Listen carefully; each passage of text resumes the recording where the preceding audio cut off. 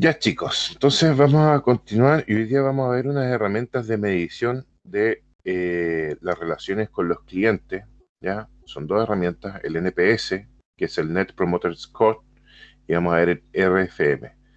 ¿Ya? Vamos a partir por el NPS, ¿ya? Y vamos a utilizar un ejemplo de una empresa que está bastante bueno, así que eh, vamos a ocupar ese ahí donde dice ejemplo, vamos a ver un video también para explicar los términos. A ver, es simple, suena más complicado de lo que es, pero es súper simple y una vez que vayamos viendo al final, ¿no es cierto?, la utilización del mismo, van a entender lo simple que es. Además, les voy a subir un documento de apoyo con el video de la clase, ¿ya? Entonces, primero, ¿qué es el Net Promoter Score? El NPS. La traducción, ¿ya? Es índice de promotores neto, ¿ya? Eso significa eh, NPS. Es una herramienta que propone medir la lealtad de los clientes basándose en una pregunta clave. ¿Cuál es la probabilidad de que nos recomiendes con un amigo o familiar? ¿Ya? De ahí nace el índice de promotores neto o NPS. ¿A quién se le ocurrió esto? A Frederick Ritschel, ¿ya? Que es un profesor de gestión empresarial de la Universidad de Harvard. Es un escritor, orador, estratega de negocios, más conocido por su investigación y escritura sobre el modelo de negocios de lealtad y marketing de lealtad, y es el creador del Net Promoter Score, ¿no es cierto?, el NPS, y posteriormente publicó su libro La pregunta decisiva, que en el fondo es la que vimos anteriormente, la de las posibilidades de recomendación entre amigos y familiares. ¿Ya? De ahí nace todo lo que es el NPS. Empresas, aquí hay algunos ejemplos de que tienen sus indicadores de nivel de servicio internacional de NPS, ¿ya? Después vamos a ver qué significa cada uno de sus numeritos, pero por ejemplo tenemos Costco con un 79 puntos, Tesla Motors con 97 puntos, Lemonade Health, que son unas limonadas que venden en botellas, no sé si alguno las conoce, con 96 puntos, Kitchen Solvers, que es una empresa que da soluciones para cocinas industriales, 94 puntos. Eh, y algunas otras agencias que para qué nos vamos a ir dando tanta cuestión. Si era como ejemplo. ¿No? Paso 1. ¿Cómo recabamos la información para un Net Promoter Score? La pregunta, ¿cuál es la probabilidad de que nos recomiendes con un amigo o familiar? Yo no sé si esta pregunta ustedes la han visto alguna vez en las encuestas que hacen las empresas cuando después de entregar un servicio. Es muy común que de repente te llamen por teléfono y te hagan una serie de preguntas del 1 al 10 generalmente, y te dicen, por ejemplo, del 1 al 10, ¿qué te pareció la atención de nuestro ejecutivo? Del 1 al 10, ¿qué te pareció la solución que te dimos? Del 1 al... Ya, que es como muy típico en ciertos servicios o productos que te hagan esa llamada para preguntarte qué te pareció la atención. Todo eso nace también de esta pregunta, ¿cuál es la probabilidad de que nos recomiendes con un amigo familiar?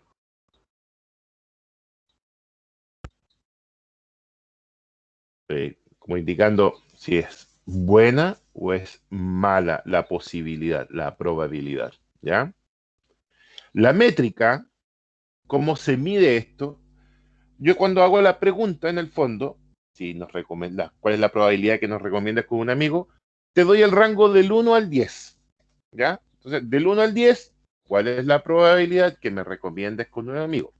Si tu respuesta está entre el 1 y el 6, se te registra como un detractor, es decir, con cero casi posibilidades de que me recomiendes con un amigo, porque en el fondo lo más probable es que tengas más quejas que cosas buenas que decir.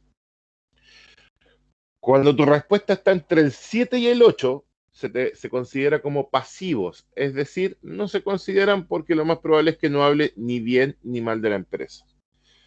Y cuando tu respuesta está entre el 9 y el 10, significa de que tú eres un promotor para la empresa porque estás contento con ella, con el resultado del servicio, del producto, etcétera. Entonces, cuando tu respuesta está entre 9 o 10, significa que la posibilidad de que nos recomiendes entre tus amigos, ¿no es cierto?, y familiares es muy alta, ¿ya? Cualquier duda me la van preguntando, ¿no es cierto?, en el camino. ¿Ve? Ahí está la línea, ¿no es cierto?, de la métrica de cómo se mide la respuesta, ¿ya? Si tu respuesta es del 1 al 6, eres detractor. Si eres 7 u 8, eres pasivo. Y si eres 9 o 10, eres promotor, ¿ya? Segunda pregunta de profundización que viene después, ¿no es cierto?, de la recomendación con los amigos familiares, generalmente es, ¿por qué nos das esta calificación? ¿Ya? ¿Cuál es la razón? Y eso nos permite averiguar, ¿no es cierto?, las cosas buenas o las cosas malas que estemos haciendo, ¿ya? Dependiendo de la respuesta. Nos permite conocer las causas, nos da un área de oportunidad, ¿ya?, de mantener lo bueno y mejorar lo que esté, ¿no es cierto?, mal para nuestro cliente. Profundicemos ahora entonces en la métrica.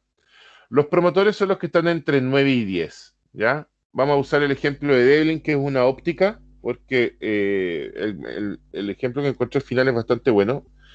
Entonces, cuando yo tengo un promotor, una persona que está entre 9 y 10, ¿no es cierto? Esa es su opinión, la opinión de él, es muy probable de que a través de redes sociales o a través de su contacto social con sus cercanos nos recomiende. Los pasivos, que están entre 7 y 8, generalmente no recomiendan, pero tampoco hablan mal de la empresa, ¿no es cierto? Tienen dudas con respecto a ella, no saben bien si les gusta o no les gusta, por eso están esas respuestas. Y ahí, como Devlin es una empresa que está encargada, que trabaja en el área de los lentes, entonces cuando tenemos un pasivo que está entre 7 y 8, le da como lo mismo con cuál empresa trabajar. No le afecta en el fondo, ¿ya? Para él todas las opciones son buenas, ¿ya? A eso se refiere con pasivos. Y los detractores son en el fondo los que tienen alguna queja o alguna mala opinión con respecto a la empresa, ¿no es cierto? Ahí tenemos, esa es la opinión, ¿no es cierto? Y esa opinión también la comparte con su cercano. Por eso transmite esa negatividad, ¿ya? Es como lo que pasa con BTR. ¿Cómo encuentra BTR su servicio? Del 1 al 6. 0, 1, 3.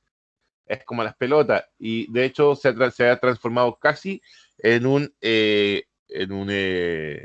grito popular lo malo que es BTR. ¿Qué hacemos con esta información? ¿Cómo se calcula el NPS? La fórmula es bastante simple, ¿eh? No es complicada. Tenemos, ¿no es cierto?, los puntajes que entregan los detractores, los puntajes que entregan los pasivos y los puntajes que entregan los promotores, ¿ya? Eso se divide porcentualmente, ¿ya? Entonces, cuando obtenemos esos porcentajes, al porcentaje de promotores se le resta el porcentaje de detractores. Los pasivos no se usan, se consideran como cero.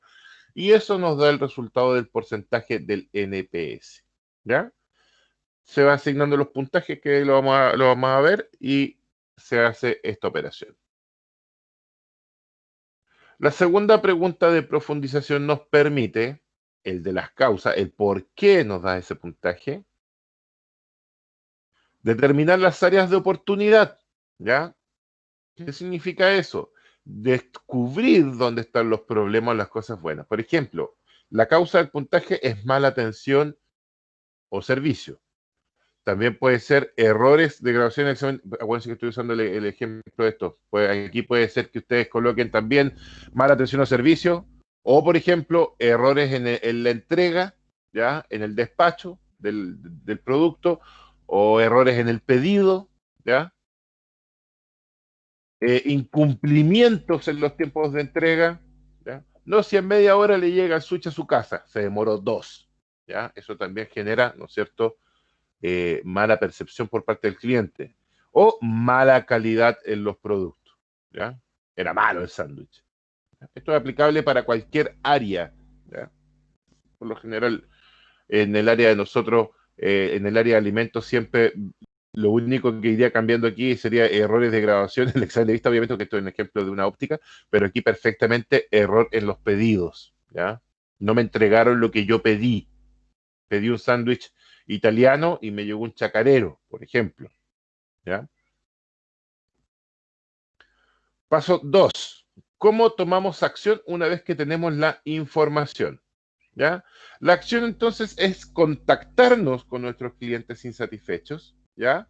Resolver al cliente el problema, atacar de raíz el problema y movilizar a los promotores, ¿ya? Entonces, resolvemos al cliente, atacamos de raíz el problema y movilizando a los promotores que son nuestros clientes que ya están contentos con nuestro servicio, entonces dejarlos más contentos todavía para que a través de ellos mejoremos la publicidad, ¿ya? O el marketing. Resolvemos, ¿no es cierto? Corregimos, aceleramos y conseguimos. Es decir, corregimos el problema, aceleramos las soluciones o conseguimos las cosas que nuestro cliente necesita, ¿ya? Rescatamos al cliente. Es decir, tratamos de que vuelva a ser un cliente contento en el fondo, ¿ya? Y al volverlo un cliente contento, de pasar, ¿no es cierto?, de un cliente disgustado a un cliente promotor, vamos a lograr, ¿no es cierto?, de que ese cliente sea a la vez capaz de hacer un boca a boca de nuestra empresa, decir, ¿sabes qué? Mira, yo tenía problemas tuve un problema con ellos, pero me lo solucionaron al tiro, ¿ya? Sí, no, súper bien, o sea, yo les dije, ¿sabes qué? Me llegó el sándwich cambiado y y me mandaron otro, o sea, súper bien el servicio, ¿ya? Eso es rescatar un cliente. Corregimos de raíz, ¿ya? Vemos cuáles son los problemas que habíamos detectado y los corregimos. Mejoramos la atención, ¿ya? Revisamos los pedidos de manera más exhaustiva. Cumplimos con las fechas de entrega. Mejoramos la calidad de nuestros productos, ¿ya? Eso es corregir la raíz, lo que inició el problema. Lo anterior era, ¿no es cierto?, corregir el problema particular que ocurrió con el cliente. Pero lo segundo es corregir la raíz del problema, lo que causó el problema en primer lugar, ¿ya? Y finalmente, movilizar a los promotores, ¿no es cierto?, que es la misma gente que está contenta con nuestro servicio nos ayude a promocionar la empresa. Y eso se puede hacer con ofertas directas, con promociones directas, etcétera, etcétera. ¿Ya? Entonces, si se fijan, el promotor, si empieza a hablar de las cosas buenas que tiene la empresa, va a transformar a los detractores o a las personas que no tienen buena opinión de la empresa en promotores, ¿ya? Aquí el ejemplo clásico de esto que podemos usar de repente era el ay, ¿cómo es que se llaman estos? Los influencers en un principio, porque ahora se desvirtuó eso, pero en un principio los influencers, que eran personas, eran clientes que te manejaban una gran cantidad de datos con respecto a nuestros productos y los promocionaban, no de forma pagada, porque el influencer nació como algo natural, ¿ya? El de ahora ya está desvirtuado, ¿ya? Paso 3, cultura empresarial, ¿ya? La lealtad de nuestros clientes tiene que ser prioridad para todos los colaboradores de la empresa, ¿ya? Y este tipo de pensamiento tiene que ser parte de la cultura empresarial de la empresa, ¿ya? Como cuando fijamos los valores empresariales, ¿no es cierto? Cuando definimos misión, visión y valores, dentro de eso tiene que estar siempre que la lealtad de los clientes tiene que ser primordial para todos los miembros de la empresa, desde el que barre hasta el administrador, pasando por la gente de la cocina, por la gente que reparte, por la gente que atiende, por la gente que contesta el teléfono, etcétera, etcétera. ¿Qué hay que hacer para eso? hay que hacer un cambio de la cultura empresarial. ¿Y cómo se hace este cambio? Concientizando a los empleados de que los resultados del NPS no son solamente un número, ¿ya? Se mide, ¿ya? Pero no es que sea solamente un número. Recordando aquí, ¿no es cierto?, de que el NPS es el porcentaje de promotores menos el porcentaje de detractores, ¿ya? Los clientes son las personas a las que afectamos con nuestro servicio y con nuestro producto directamente, ¿ya? Entonces tenemos que preocuparnos que la información que ellos entreguen a los demás sea beneficiosa para nosotros, ¿ya? Y que no sean un dolor de cabeza para la empresa.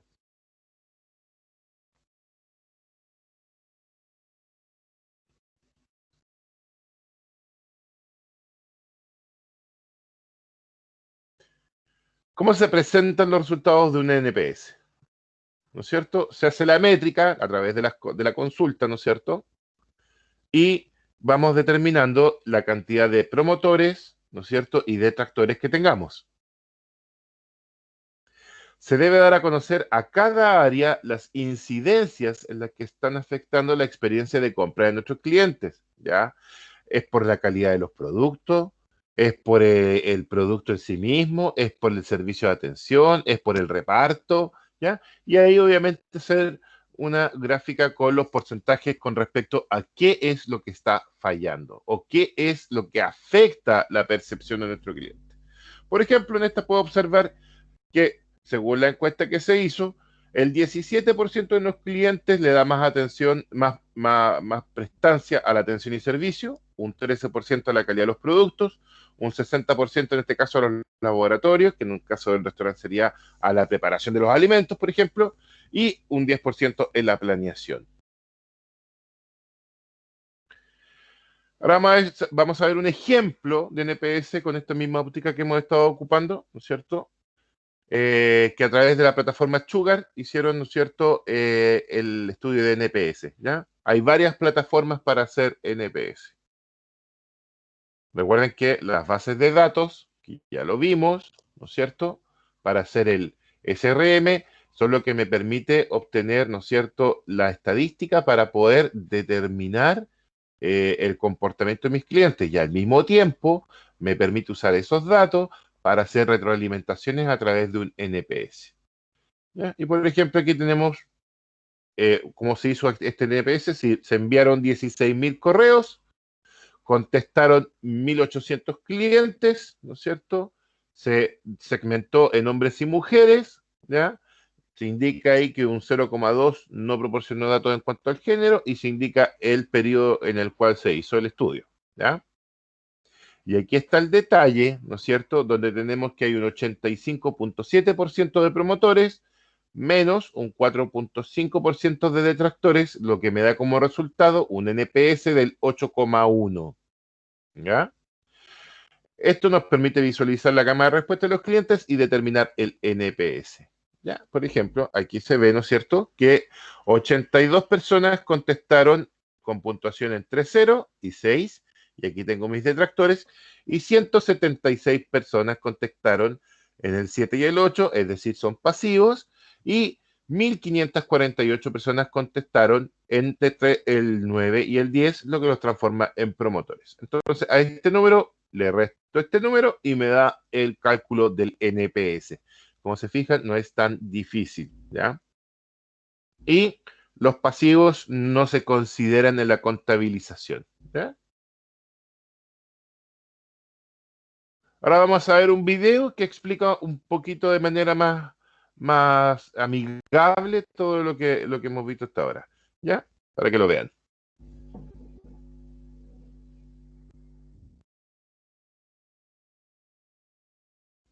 Estoy seguro que alguna vez has rellenado una encuesta de valoración tras asistir a un evento o al realizar una prueba de producto. Una encuesta es un sistema fiable para obtener el feedback del cliente. Soy Pep Botey, PA y Office Manager en Insider. En el vídeo de hoy vamos a hablar del Net Promoter Score. El término Net Promoter Score hace referencia a un sistema de medición de lealtad que se acuñó por primera vez en el artículo The One Number You Need to Grow de la revista Harvard Business Review. Es una encuesta que se basa en una simple pregunta: ¿cuál probable es que recomiendes aquello que te están preguntando a un conocido o compañero de trabajo. Al fin y al cabo, responde a una cuestión muy sencilla. Cuando algo te gusta, le recomiendas a aquellas personas de tu entorno. Y si se extiende, será más popular. Muy bien, ahora que ya sabes qué es el Net Promoter Score, vamos a ver cómo se calcula. A la pregunta que les has hecho, tienes que darles una escalera de respuesta de 0 a 10. Siendo 0 muy improbable que lo recomienden y siendo 10 muy probable que lo recomienden. Una vez tenemos estas respuestas, lo separamos en 3 categorías. De 0 a 6, sujetos negativos. De 7 a 8, pasivos. Y de 9 a 10, promotores. Una vez tenemos estas respuestas, lo que hacemos es quitar a los sujetos pasivos y restar la cantidad de respuestas entre 9 y 10 de las de 0 a 6. El Net Promoter Score nos puede dar una cifra que sea menos 100, todo el mundo es un detractor, más 100, todo el mundo es un promotor. Una cifra a partir de 0 se considera buena y una cifra a partir de 50 se considera excelente. Pero como en cualquier sistema de medición, siempre hay pros y contras. Como pros, se valora que es un sistema ágil de responder porque solo tiene que contestar a una pregunta. Además, es un sistema reconocido por el sector digital y muy utilizado por todo el mundo. En contra, lo que se valora es que normalmente a veces puede ser un poco tendencioso porque solo lo mandas a una parte del público del cual sabes que vas a responder de una forma positiva, o por otro lado, que te da poca información porque solo tienes una sola métrica. Basándonos en nuestra propia experiencia en la agencia, te cuento que en nuestros eventos principales, como el Impact Leaders o los HubSpot User Groups, que estamos de forma trimestral, solemos valorarlos a través de Net Promoter Score. Pero le dimos un pequeño giro. Valoramos esta métrica que nos da la gente, pero añadimos una pregunta, porque a veces nos faltaba feedback, nos faltaba un poco más de contenido para que pudieran valorar y nosotros entender mejor qué gusta o qué no gusta los eventos que organizamos. Entonces decidimos añadir una pregunta en campo libre para que la gente responda todo aquello que quiera sobre el evento. En este aspecto, diría que el Net Promoter Score es un muy buen sistema de medición porque puedes obtener como un dato, puede ser a través del tiempo y puedes valorar qué tan satisfecho está tu público. Pero por otro lado, como te decía antes, en contra, nosotros decidimos utilizar alguna pregunta más para obtener un poco más de información.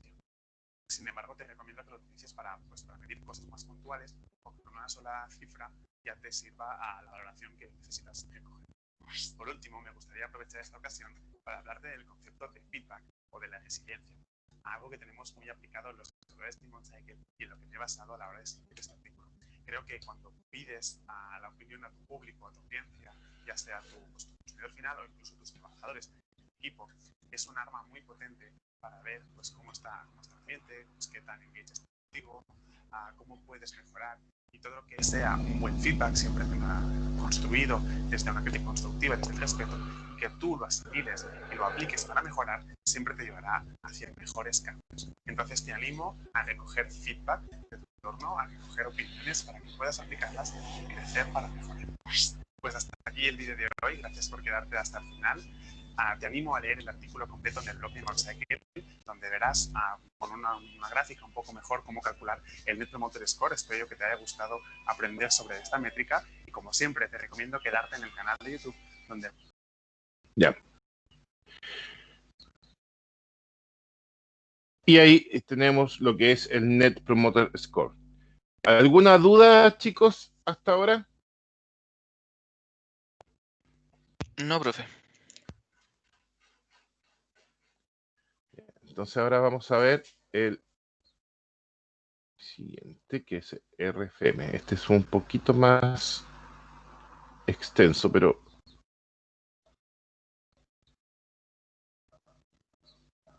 Ya, espérenme. Alguien me decía que no se podía conectar, creo que era Carlos. No, ¿quién? ¿Cómo es que se llama este chico? Ay, alguien me está diciendo que no se podía conectar. ¿Quién era? Carlos. Carlos Fuentes se llama el compañero de ustedes, ¿no es cierto? Creo que sí. ¿Te conocen? Ay, Es pero que me hay algunos suena. que son compañeros nuevos. No sé cómo se. No sé cómo se llama. Ay. eh. Alguien que le pregunte, porfa, en el WhatsApp, porque si no me voy a demorar mucho. Ya. RFM. Ujú. Ya. A ver, el RFM. ¿Qué es? Existen muchos trucos o tácticas para mejorar los resultados de campañas, pero pocos son tan poderosos y efectivos como el de realizar una buena segmentación como la que sugiere el modelo RFM de marketing, ¿ya? Pero ¿qué es segmentar o en base a qué? Y muy importante, ¿cómo hacerlo para conseguir mejoras sustanciales? Pues es más sencillo de lo que parece, pero requiere algo de tiempo y un tiempo bien invertido que no solo mejorará los resultados, sino que te hará ganar mucha inteligencia de marketing sobre la base de datos, ¿ya? Entonces vamos a ir viendo primero, ¿qué es el RFM? Definición. Desde una perspectiva de marketing eficaz, el conocimiento y comprensión del proceso de compra de un cliente lo es todo. Partiendo de esto, nace la necesidad de segmentar a los clientes en grupos con características similares para su posterior análisis. Ya recuerden que aquí ya estamos hablando de clientes, no del público en general. Recuerden que la diferencia principal entre cliente y público es que el cliente es el que ya me compra y público es el que me puede comprar, ¿ya? El objetivo siempre es identificar a los mejores clientes buscando un patrón de comportamiento y aquí es donde el análisis RFM puede ayudarnos. La importancia o peso específico de un cliente es directamente proporcional a la profundidad de conocimiento que tengamos de él, ¿ya? A mayor conocimiento del cliente, mayor eficacia y eficiencia de nuestro mensaje. Y no solamente hablando de la captación de clientes, el mensaje también involucra la fidelización de los mismos, es decir, que se transforme en un cliente frecuente. El análisis o modelo RFM es una técnica utilizada para grupos o segmentos de clientes existentes que se nutre del comportamiento histórico transaccional, es decir, de las transacciones, de las ventas. Es un modelo poderoso y simple que se desarrolló a principios del siglo pasado, pero que vive vigente sobre todo en el marketing directo, en el comercio minorista, los retailers, y las tiendas de e-commerce. El acrónimo RFM proviene de recency, que significa reciente, frequency, que es la frecuencia, y monetary value, que es el valor monetario o importe, ¿ya? El RFM se basa en la ley de Pareto del 80-20, ¿ya? Les voy a mandar un apunte de lo que es la ley de Pareto, y permite clasificar a nuestros clientes de menor a mayor valor, tomando en cuenta las siguientes variables, ¿ya? Ahora vamos a ir viendo qué es lo que significa el recency, el frequency y el monetario. Pero cuando yo hablo de reciente, de frecuencia y de monetario, significa en el fondo, para que lo vayamos analizando, ¿qué tan reciente fue la última compra? ¿Con qué frecuencia compra? ¿Y cuánto gasta en cada compra? Eso es el resumen del RFM, ¿ya? Y aquí tenemos un cuadro, ¿no es cierto? Donde podemos ver, ¿no es cierto? El recency o reciente, que es el tiempo en el que hace la compra. El monetary, que es cuánto gasta. Y el frequency, que es cada cuánto tiempo lo hace, ¿ya? Esos son los tres pilares del RFM. Entonces, recency. Concepto. Recency o reciente. Mide el tiempo transcurrido desde la última compra. La unidad de medida habitual son días o meses si analizamos un periodo más amplio. Cuanto más pequeño es el valor de tiempo, no monetario, más valioso es el cliente. Es decir, mientras menos tiempo pasa entre que un cliente compra nuestros productos, más valioso es según este parámetro, ¿ya? Frequency o frecuencia. Se refiere al número de veces que un cliente ha realizado una compra dentro de un periodo determinado. En general, se asume que cuando esta frecuencia es mayor en el periodo analizado, en general compras mensuales o anuales, mayores probabilidades hay de que el cliente regrese, ¿ya? Y el monetary o valor monetario es el importe, aquí sí es la cantidad de dinero que gastó, ¿ya? El valor monetario de las compras realizadas por el cliente durante el tiempo o periodo analizado, ¿ya? Entonces estamos viendo aquí. ¿Cuándo fue la última compra? ¿Cada cuánto tiempo hace compras? ¿Y cuánto gasta en sus compras? ¿Ya? ¿Qué es segmentar? En este caso, en el RFM, se trata de ordenar tu base de datos o una parte de ella, agrupando los registros en distintos clústeres o segmentos de acuerdo a criterios demográficos, comportamentales o de negocio. ¿Ya? ¿En base a qué? Al recency, frequency, monetary. A lo reciente, a lo frecuente y al dinero que gasta. Recency, qué tan reciente ha sido la última compra del cliente. Frequency, qué tan a menudo compra tu cliente tus productos. Y monetary, cuánto gasta usualmente tu cliente cuando compra tus productos. En primer lugar, debemos asegurarnos de tener los datos de contacto de nuestros clientes, los datos transaccionales de las compras, los datos demográficos, en lo posible, cuanto más mejor, actualizados y debidamente normalizados. Luego, a cada cliente se le asigna un rango o categoría que suele ir de 1 a 5, ¿ya? Vamos a ver una imagen, separando o dividiendo el contenido de la información, por ejemplo, frecuencia, en 5 partes iguales, 20% cada una, y asignando en este caso el mayor valor de la frecuencia con el valor 5, ¿ya? Luego repetimos este proceso con las otras dos variables, recency y monetary, para que cada cliente tenga asignado un valor en cada una de las variables en función de su importancia. Dice gráfico anterior, pero lo coloqué después, tranquilo.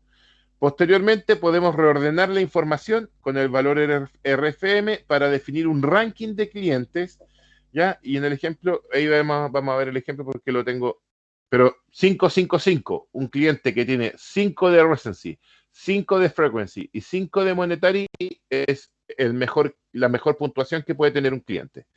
Dependiendo del sector, tipo de negocio y o volumen de la información, se puede asignar un valor de 1 a 3, ¿ya? O incluso se puede hacer de 1 a 10, pero lo más normal es de 1 a 5. ¿Ya? Y eso ahí, ya, aquí tenemos la segmentación. ¿Ya? Por ejemplo, en el recency, del más reciente al más antiguo, ahí está la cuota de puntos, ¿no es cierto? En el frequency, lo mismo. Y en el monetary, lo mismo. Y cada rango, el 1, el 2, el 3, el 4 y el 5, valen un 20%. Es decir, un cliente que tiene una compra reciente de 4, le podemos asignar perfectamente 80%, que sea poco frecuente, le podemos asignar una de 2, es decir, un 40%, y el valor era bajito, le podemos asignar un 20%. ¿Ya?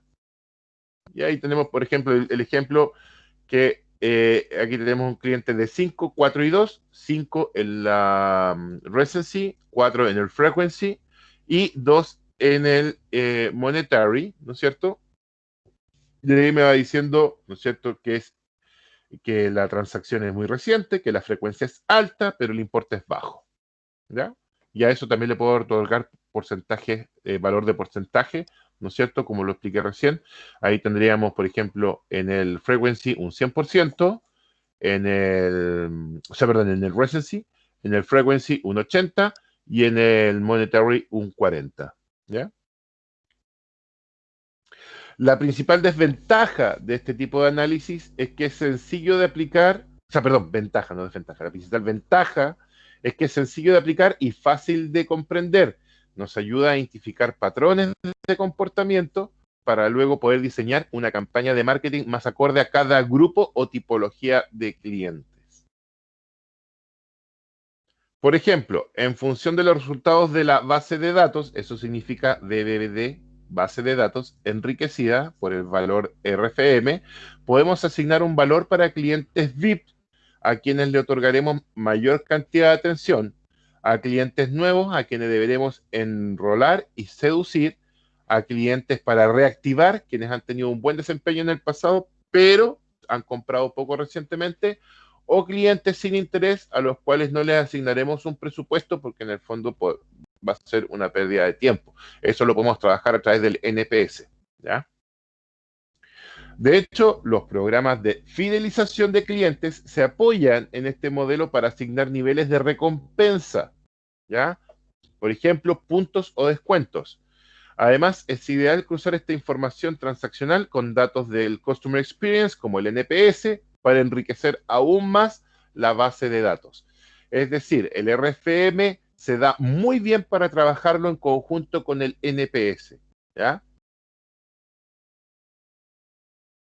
Con la puntuación del RFM asignada, podemos comenzar a analizar las características y comportamientos de compra de nuestros mejores clientes para desarrollar campañas de upselling o cross-selling. Upselling es vender más de lo que el cliente desea y cross-selling es venderle cosas paralelas con respecto a la compra que él está haciendo. Por ejemplo, una idea de cross-selling es cuando yo voy a un McDonald's y me estoy comprando una hamburguesa y me preguntan, ¿desea empanadas con su pedido? ¿Ya? Eso es un cross-selling. O ¿desea un sundae con su pedido? Eso es un cross-selling. Y un upselling es cuando voy al mismo McDonald's y me dicen, ¿desea agrandar su pedido por 200 pesos? ¿Ya? Eso es un upselling. Le estoy vendiendo más de lo que pidió. Y el cross-selling le estoy vendiendo otras cosas además de lo que pidió. ¿Se entienden estos dos términos o no?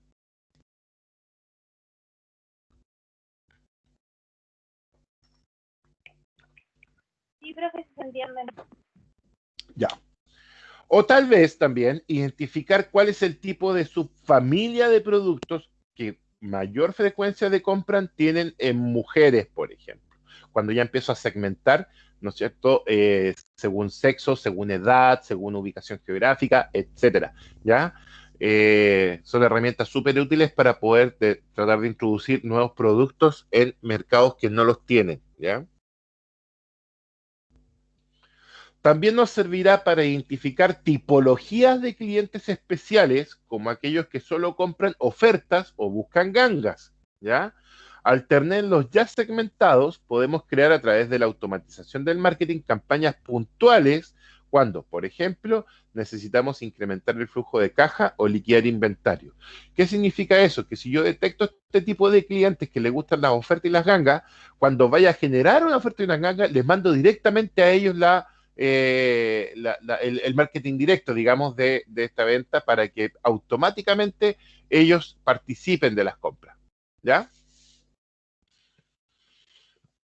Y ahora vamos a ver un videito explicando un poquito cómo se hace la gráfica del RFM y cómo se explica. ¿Ya?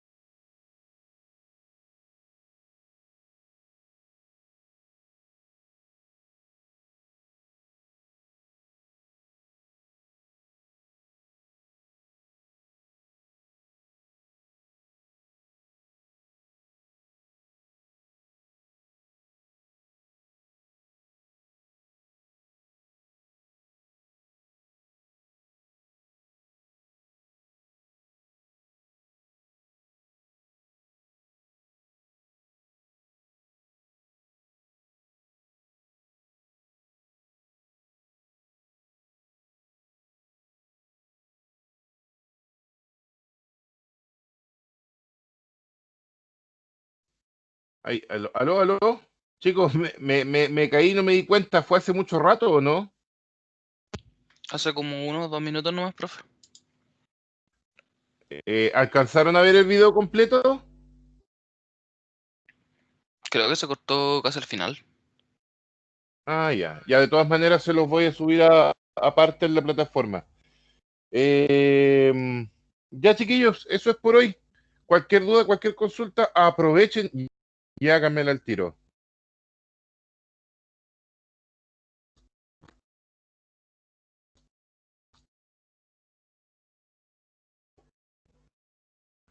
Profe, lo último que estábamos viendo específicamente servía para ver qué tanto compraban los clientes. El RFM, Sí. mira, o sea, en una parte sí, pero en el fondo es para tratar de determinar la tipología de los clientes, ¿ya? Mientras el cliente tenga más frecuencia de compra por valores más altos y con mayor gasto y con más reciente, con mayor frecuencia y con más gasto de dinero, es un cliente con una mayor cantidad de puntaje en esta tabla que un cliente que compra una vez, hace mucho y compró poquito. Entonces, como para ir identificando cuáles son mis mejores clientes en este concepto de los que no son tan buenos. ¿Ya? Ya, ¿Se pero eso lo entiende, hacemos no? sí, pero lo hacemos con qué fin, para verificar qué clientes Se son los hace mejores. lo que pasa, mi niño, es que recuerden que este ramo es de marketing, no de gestión. Entonces, en el fondo, yo lo que estoy haciendo, ¿para qué hago eso? Para poder determinar dónde enfoco mis esfuerzos de marketing, en qué tipo de Ah, clientes ya, ya, ya. y cómo diferenciar el marketing que hago, porque es muy distinto el marketing que le hago a un cliente que es feliz con mi producto y mi empresa que a un cliente que no es feliz. Entonces, para eso es para diferenciar tanto el RFM como el NPS, ¿ya? Ok. Recuerden que a diferencia de administración, donde ustedes ven gestión, aquí lo que vemos es marketing. Entonces, en el fondo, lo que estamos viendo es cómo llegar al cliente. Entonces, para poder saber cómo llegar yo al cliente, lo que tengo que hacer es ver cómo se comporta ese cliente. ¿Qué tipo de cliente es? Si es por ejemplo, en el NPS lo que hago es determinar si el cliente le gusta o no le gusta lo que nosotros ofrecemos y si ese cliente en el fondo es un promotor de mi empresa a través del boca a boca. ¿Ya? Sí. Y lo que me permite el NPS es determinar cómo puedo ir cambiando a los que tienen mala percepción en clientes con buena percepción para que también sean promotores de boca a boca. Ese es el fondo del NPS. En cambio, el RFM lo que hace es segmentar el comportamiento de los clientes, ¿ya? No ve si está contento o no está contento, no, para eso es el NPS. En el RFM lo que vemos es cómo se comporta este cliente, si compra poco, si compra harto, si compra varias veces, si compra una, si la frecuencia con la que compra, hace cuánto tiempo compró, ¿ya? Para ver si es un cliente, ¿no es cierto?, con un muy buen cliente, que en general los que tienen 555 son muy buen clientes, pero y diferenciarlo de los que no son tan buenos clientes y ver ahí en esa parte cómo puedo trabajar para que se vayan transformando en mejores clientes. Pero en el fondo, lo que me permite el RFM es detectar en dónde tengo que poner mis esfuerzos de marketing. No sé si le contesta eso la pregunta. Sí, profe, completamente. Ya.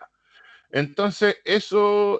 Cualquier otra duda me la preguntan al tiro nomás. Los que no tengan ninguna duda se pueden desconectar. Los que tengan dudas me preguntan al tiro nomás que estoy inspirado.